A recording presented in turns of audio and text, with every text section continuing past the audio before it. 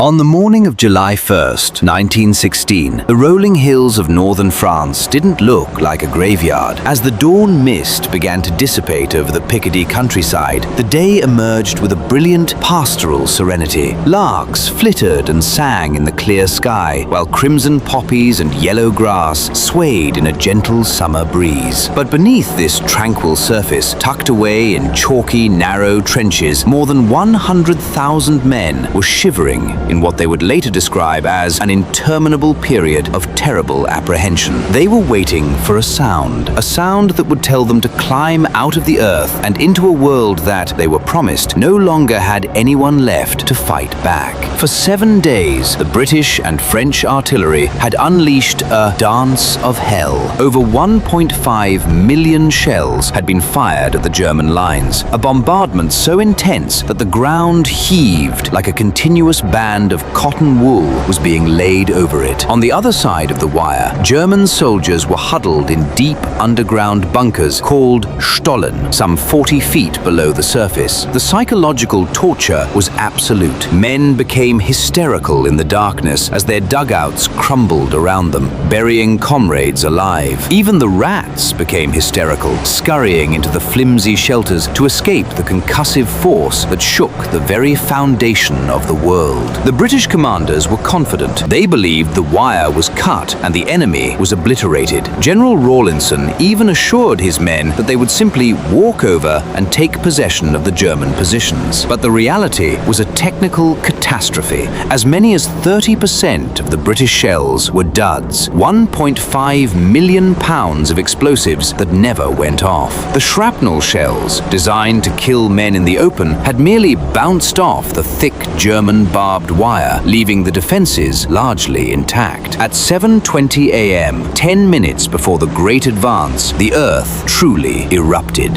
Underneath the Hawthorne Ridge redoubt, the British detonated a massive mine packed with 40,000 pounds of ammonal. A quarter-mile west of Beaumont-Hamel, the ground geysered into the air, creating a crater 150 yards long and 80 feet deep. It was meant to be the final blow. Instead, it was a death sentence for the British infantry. The early explosion signaled to every German soldier for miles that the attack was coming. While the British waited for their watches to hit 7:30, the Germans scrambled out of their deep bunkers, dragging machine guns to the surface and occupying the far lip of the new crater. The race for the parapet had already been won by the defenders. Then came 7:28 a.m. Near the village of La Boisselle, the Loch-Nagar mine was detonated. 60,000 pounds of explosives split the earth, creating a chasm so vast it remains a scar on the landscape today. Survivors recalled the ground shaking like jelly, and then a momentary, terrifying silence fell as the British artillery lifted its fire to the rear German lines. At 7:30 a.m., the whistles blew. In the southern sector, Captain Billie Nevill of the East Surrey Regiment did something that would become a legend of British madness. He had bought 2 footballs while on leave in London. One painted with the words, "The Great European Cup Tie Final, East Surreys versus Bavarians." As the whistles rang out, Neville kicked a ball into no man's land and chased after it, leading his men into the smoke. He hoped the familiar game would steady his men's nerves. He was shot in the head and killed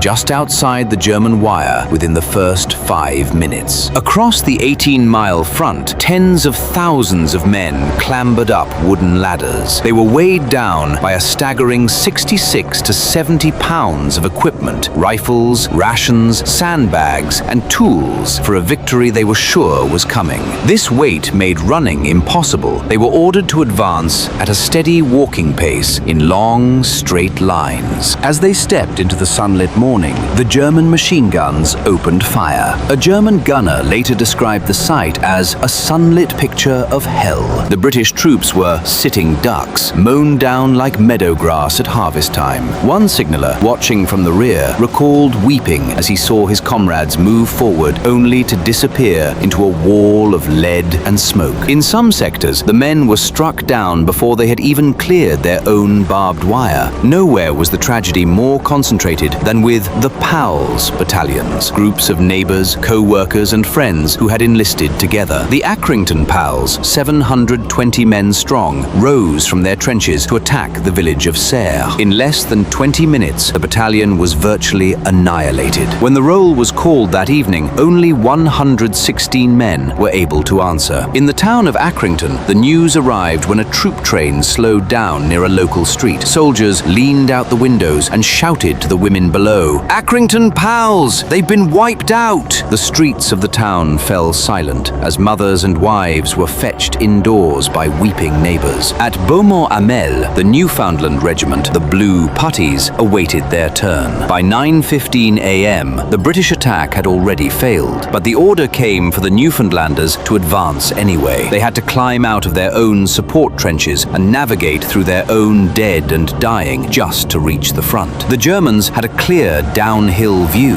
The Newfoundlanders were cut down in swathes near a solitary skeletal tree that would forever be known as the Danger Tree. In 30 minutes, 801 men had gone over the top. Only 68 answered the roll call the next morning. A British commander later remarked that the assault only failed because dead men can advance no further. While this slaughter unfolded, the High Command was in an information vacuum. Telephone cables had been severed by German shells, and the runners sent with messages were killed before they could reach the rear. Commanders miles away were receiving rosy reports of success, while their men were being slaughtered in the tens of thousands. This breakdown meant that more waves of men were sent forward into the same maelstrom to support gains that didn't exist. As the sun began to set on July 1st, the pastoral beauty of Picardy was gone. The battlefield was an awful spectacle, strewn with the dead and dying. Because of the excessive summer heat, the smell of the dead was already becoming unbearable. But the most haunting part of the night was the sound. Across no man's land, the air was filled with the pitiful groans and cries of pain from thousands of men lying in shell holes. Stretcher bearers worked under a hail of lead, crawling through gluey, knee-deep mud to find survivors. They had to make the most agonizing choices imaginable, judging in an instant who was beyond hope and turning away from the dying to find those who had a chance of living.